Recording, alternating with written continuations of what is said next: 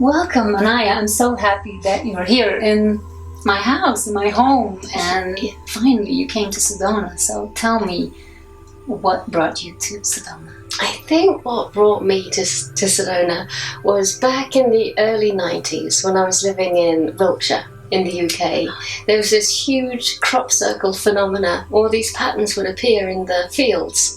And I remember that there were a lot of people studying them from Sedona, and I remember overhearing that they believed it was people from Sedona who were putting the crop circles down in the UK. Oh, wow. I don't believe that, but at the time I did. Okay. And it was a real buzzword. Everyone was talking about extraterrestrials and how if you go to Sedona you can almost guarantee a sighting. Oh, okay. Yeah. So I sort of placed it on the back burner. And that was the first time you ever heard of Sedona? Ever heard of Sedona. Oh, okay. Yeah. But this was back in the day? Yeah, early 90s, Wow. 92, 93. And then, of course, as I got more and more into yoga and meditation, it's always a matter of time before Sedona appears. Yes, And vortexes and higher dimensions and all of that stuff. And now that you're actually physically here, can you feel the energy of Sedona? Last night was our first night here. Oh, wow. And I was lying in bed and I said, Pete, my teeth are rattling. Yeah. I could feel them moving in my jaw, and the whole of my body was a kaleidoscope. Yeah. And I was lying there going, no way! This is absolutely palpable. We call it the frying pan sometimes. Sometimes you're in your bed and you're like, oh, what's going on? The energy, especially around the full moon and everything. Yeah. Super intense. Yeah. So I'm happy that you actually got to feel it. And it's funny because you're actually staying in a house just a few minutes from here, and we're always saying to people the spot that we're living is kind of like a bubble. We're out of the city. Yes. And the energy is really high. Yeah. Yeah, absolutely. So I'm so happy. I didn't know you were staying so close by. No, same.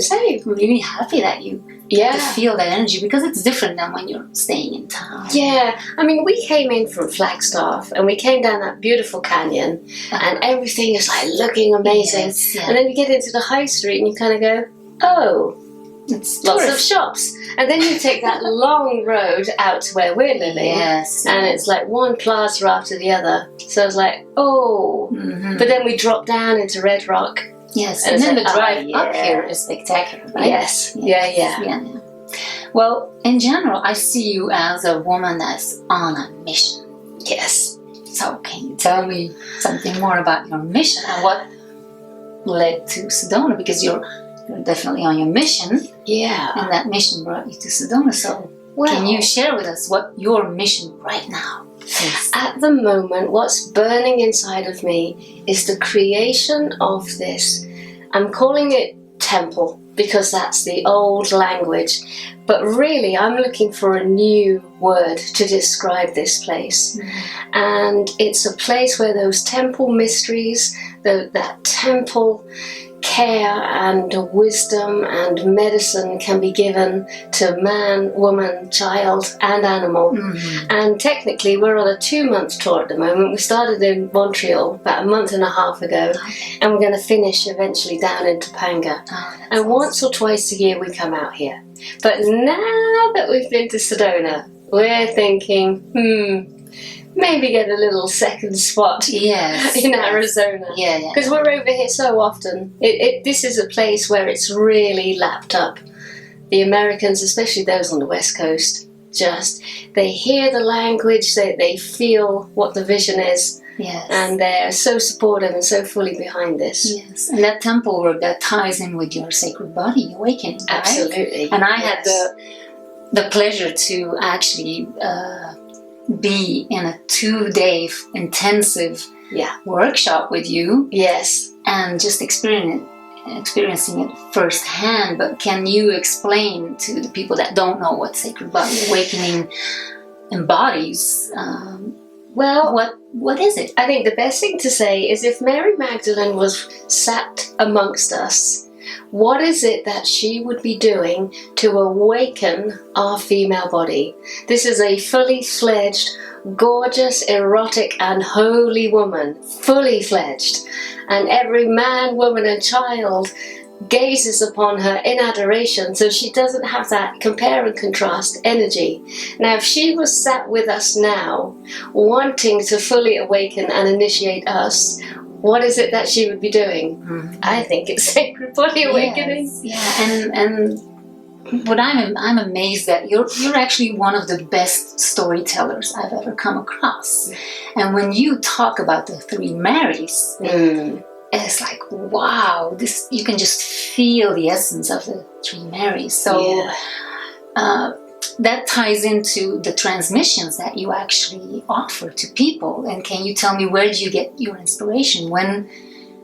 How does that go? How does that happen when you're like recording a transmission? Well, it all starts off with literally watching a movie in my own mind. And over the years, I don't even edit what I'm seeing. So when I'm sitting down to transmit, obviously I've got my black ball in my lap. Yes. I got a little dab of spikenard, which is the oil Mary used for Yeshua, under my nose. And I close my eyes and I just start seeing the movie, and I tell the story of exactly what I'm seeing. And it relates to all of us. We can feel it. You will recognize the stories. You will recognize the transmissions. Yeah. It's like they're stories and journeys we've been dying to hear. Mm-hmm. And you're living in the Qatar area in France. Yes. What drew you to that area? What was it, Mary Magdalene? Absolutely. Yes. I went out there in 1998, very reluctantly, imagining I was teaching a yoga retreat. And I was I wasn't very impressed, because it was a neighbouring country and I wanted to go to much more exotic places like Bali. Yeah. But before I even landed, I could see that there was a walled medieval city, which is Carcassonne. Mm-hmm. And already something is happening in the aeroplane. Yes. By the time I'm on the road and driving to the retreat centre, I'm having feelings of loving the land as if it was a man. Mm-hmm. I was having erotic union feelings. It wasn't a case of looking out the window going, wow, this is a nice view, this is amazing mountains. Yeah. It's actually like an attraction. Huge. Love at first sight. Absolutely. Yes. Yeah. And so I kept coming and coming back about 2 times a year. Okay. Until recently I just surrendered and went, yes, buy a house here. Okay. And how long have you been living there? Only 4 years. Okay. But I've been coming and going 18 years. Wow. Yeah. So you know the area really well. Yes. Yeah. And can people come and visit you? Of course, yeah. We have a little B&B and we take people on either incredibly deep, what we call a grail quest, or we bring it up to a more manageable level and take them on a sacred tour. Okay. So we want to share these places with you. Okay. It's not as if we're keeping it all secret. So people can just come and visit and have like a mild experience? Yes. Or you can just dive in and say, I'm going all the way in. And what would that embody? What would... If we were going on a grail quest, we would be sleeping in caves. Oh, wow. We would be going out at night with lighted torches. We would be walking through labyrinths and enchanted forests. Wow.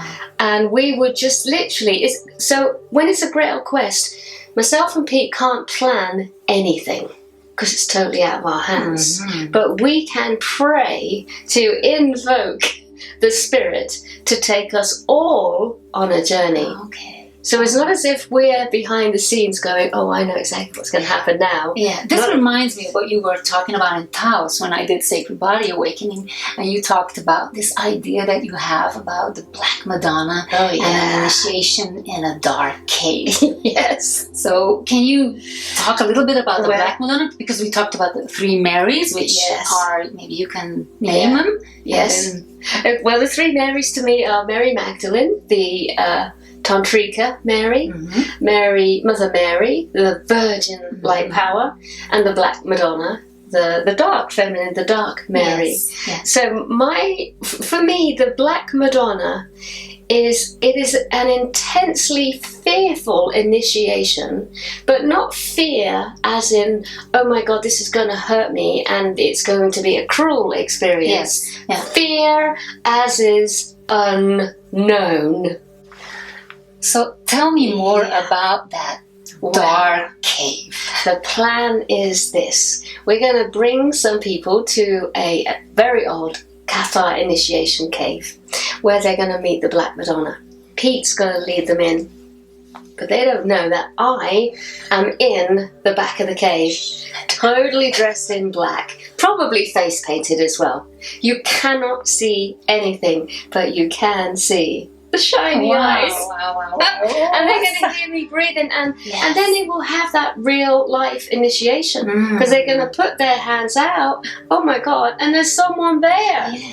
But the cave is black, I'm black, yet there's the sensation.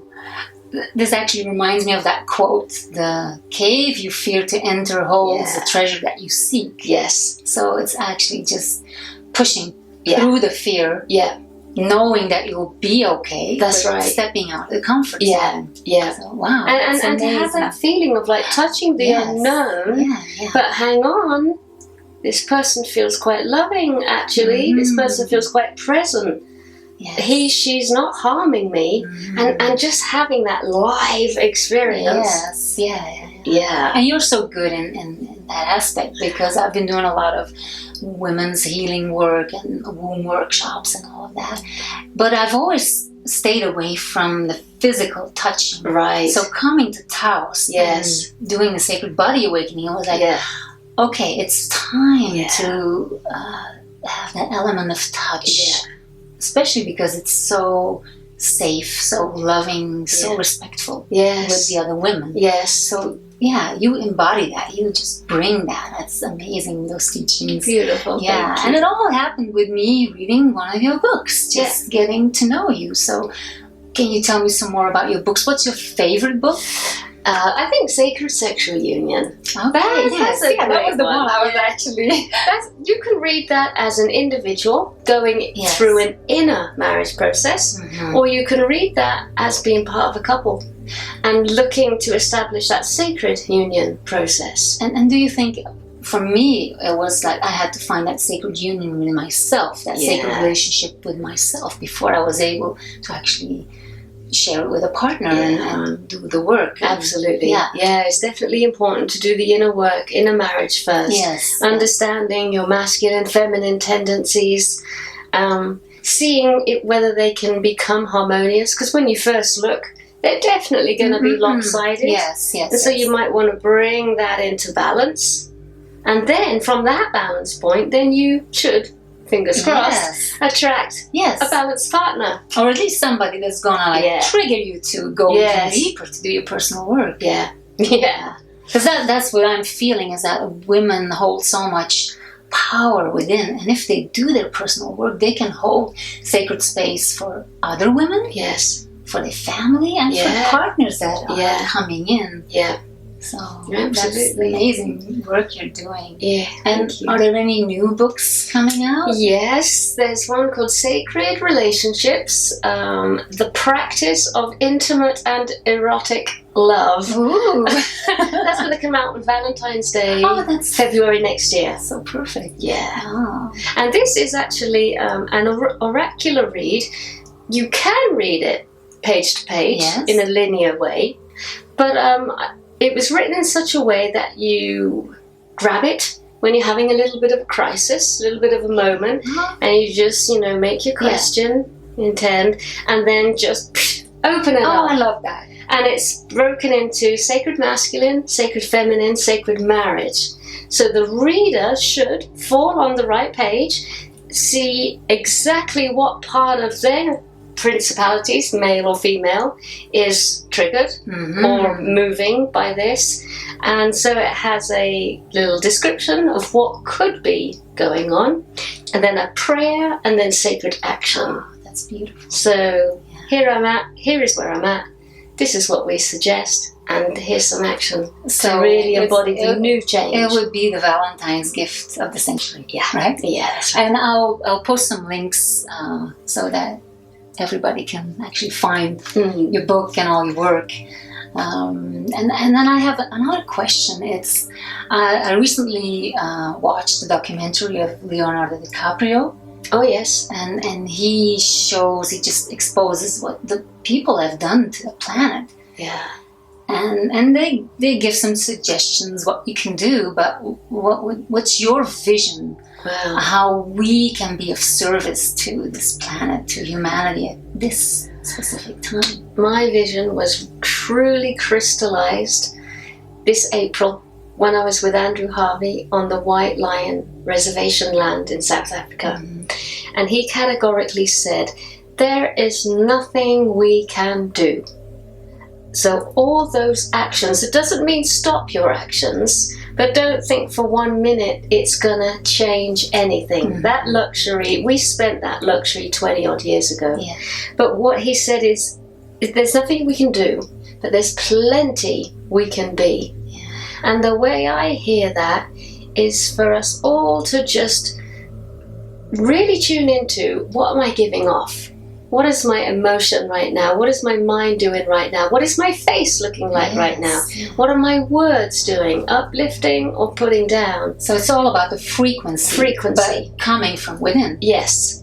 And he suggested that the Great Mother actually is asking us to become a certain frequency so that she can do what she needs to do. So it's like we're going to be midwives. We're going to be sonic midwives. Birthing a new earth. Yes. Wow. Yeah. That's so amazing. Keep the love vibration up. Yeah. Be harmonious. Yes. With everything. Yes. Everyone. Inside and outside. Yeah, absolutely. Yeah. And it starts within. Yes. Because we're always trying to change things outside of our reality. Yeah. But when you go inside and you do all the work, you're seeing something different. So, and can you talk a little bit more about Andrew Harvey? Because I never heard of him, and maybe there's other people. Andrew is he is my mentor. He is this ferocious mystic. He's having a very good, he's very popular at the moment with the Shift Network. Okay. So he's doing a lot of things on the Christ path, Rumi, sacred action, sacred conservationism. He talks very much with great power about what state the actual planet is in.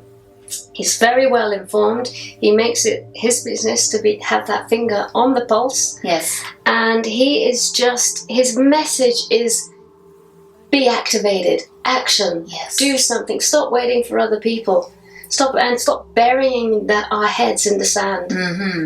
So he's very inspiring. Of a high frequency, that's his message as well. Yeah. And sometimes I believe he is actually Kali. In male form. Yeah. And can you talk a little bit more about Kali for people that might not? Yeah, to me, again, same as the Black Madonna. A ferocious, wild energy that can at times be extremely destructive, but it always serves justice. So that destruction comes in only to recreate. Never to harm, never to hurt, but just to start again. Yeah. And then both Black Madonna and Kali, they have this aspect to them called the Black Mirror. Okay. So they will pass you the Black Mirror. But the thing is, when you got the Black Mirror, you're going to really see what state you're actually in. And that is what I call dangerous prayers. You can pray to the Black Madonna or Kali and say, beloved mother, because they're both mother figures, show me the true state of my health. Show me the true state of my heart. Show me the true state of my body.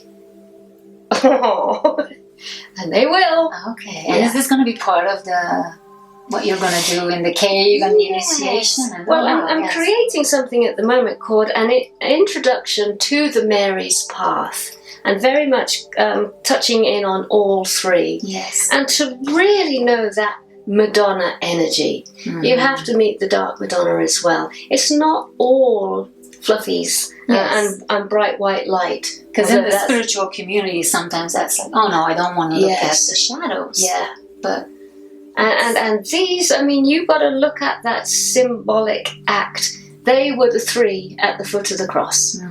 So not that I'm preaching from a religious aspect, but there's no doubt about it. A group of young people went through a phenomenal initiatory rite. Yeshua on the cross, the three Marys, and all the apostles. To me, they're all just young hippies, young, open-hearted hippies. But by golly, they struck gold. And so I'm looking at that constantly. What were those three ladies representing at the bottom, if not the Tantric, the Virgin Light Power, and the Black Madonna? What more do you need? Yeah, wow! Can you feel it? So how can people find you if they want to know more about you, they want to come to one of your workshops, or they want to come to France and just go all the way? Well, it's easy. It's my whole name, AnaiyaSophia.com. And I'm on Facebook and all the usual and I'll post the links below so that everybody can actually find it really easy. So I really want to thank you for this thank you, Sandra. Beautiful connection, because I've been following you for a few years. I've had some teachings online, beautiful transmissions. Then I just woke up one morning feeling the calling to go to Taos, to Sacred Body Awakening, and it just opened up a whole new level. It's amazing. I can recommend it for all women. And so happy that you took the time to come visit me here and just talk about what you're excited about. Thank you for inviting me. You're welcome. You're welcome. And we'll stay in touch. Absolutely. And I'm so happy to have finally met you in my life. And I really recommend that you should meet this lady. She's awesome. Thank you. So bye-bye from Sedona. See you next time. Bye. Bye.